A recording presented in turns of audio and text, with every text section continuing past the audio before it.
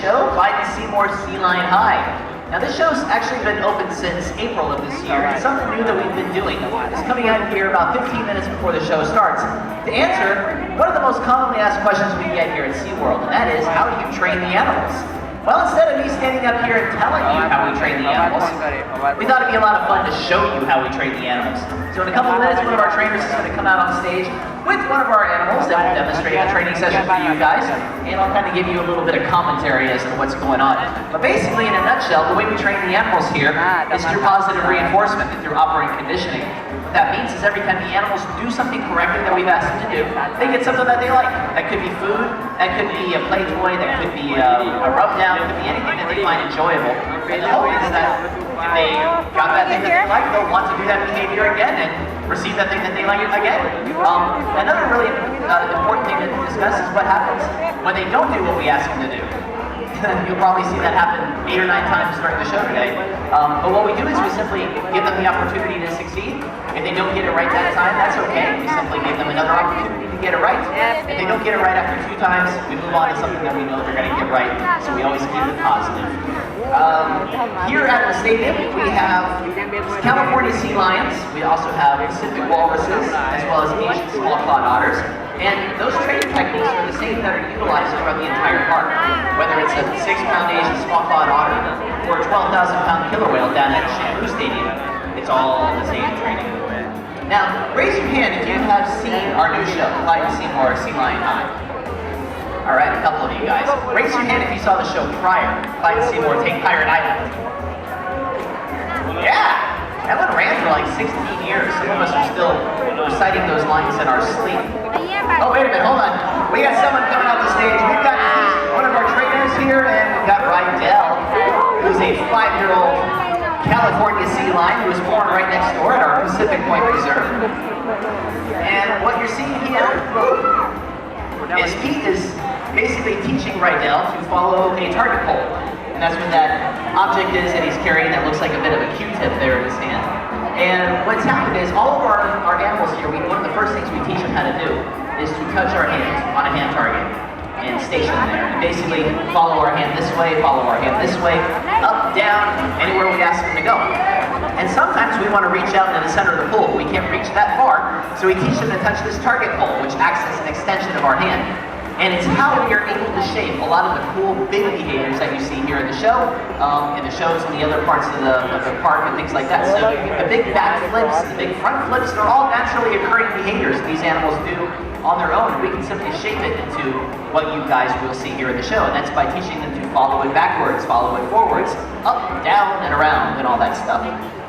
So what you're seeing Pete do is he's basically showing Rydell how to move his body and build some muscle memory while following that target pole.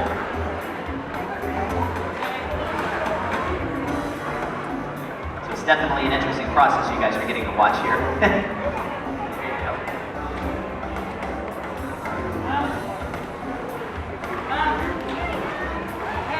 Very good. You guys can clap for Rydell if you see anything that you like. We can totally hear you. Now, the way we're able to communicate to these guys that they're doing the right thing is by saying the word okay. So watch for that little insider tip during the show. See how many times you hear us say the word okay on microphone. We try to build it into our show script a little bit. What that is that's called the bridge. That is what connects the gap between a correctly performed behavior and its reinforcement. So we look for that at the height of that behavior, so we say, basically it's like taking a snapshot, like, okay, that's what we want, come on back and you're gonna get something you like. Very good. Now at the Shamu Stadium and over at our Whale and Dolphin Stadium, the dolphins and the whales, they hear at a different sound frequency than we do. So we can't speak to them because we sound like the teacher from Charlie Brown to them. It's kind of just wah wah wah wah. So in order to let the dolphins and the killer whales know that they did the right thing, we'll blow a whistle. So whenever you see the trainers, there's an example of what we do when the animals don't do what we ask them to do. We give them another opportunity. When the dolphins or the killer whales do the correct behavior, you'll see the trainers blow the whistle. A lot of times people see us blowing the whistle and they think that that's our way of giving the signals to the animals. But you'll notice a lot of times with the sea lions, it's a hand signal. Sometimes it's a verbal cue. We'll actually be able to tell them back up, water, things like that. But with the dolphins, it's all on our hands. So it's anything from this to some crazy thing.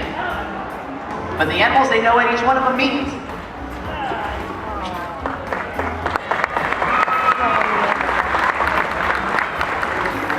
Good try. So what Pete's trying to do is he's trying to fade away the target hole. So we use it at the start to train the behavior.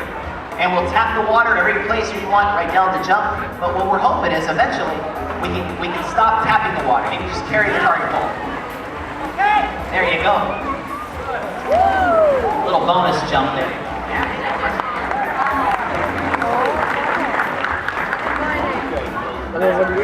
So another way that we reinforce these guys aside from food, food's kind of the obvious. They're going to get their food no matter what happens. Right now he gets about 22 pounds of food a day. And it's in capelin, it's in herring, and we spread that out throughout the day so that it's not all at once. But something else that we do to reinforce these guys is we build a very strong relationship with them. And Pete's been interacting with Rydell here for the last couple of years, and he's got that relationship with him based on mutual trust and mutual respect. And they hang out together, they do training sessions together, play times together, eventually they'll do shows together. And Rydell also interacts with several other trainers. So another commonly asked question we get here is, do the animals only have one trainer? They don't, they have several. And that's because at any time, any one of us could quit, get moved to Chandler Stadium, anything like that. And if that happens, we definitely want these guys to have several other trainers that they interact with. So it's very, very important to us that we have a pretty equal relationship amongst the animals. So thank you very much. Guys, thanks for getting here a couple of minutes early.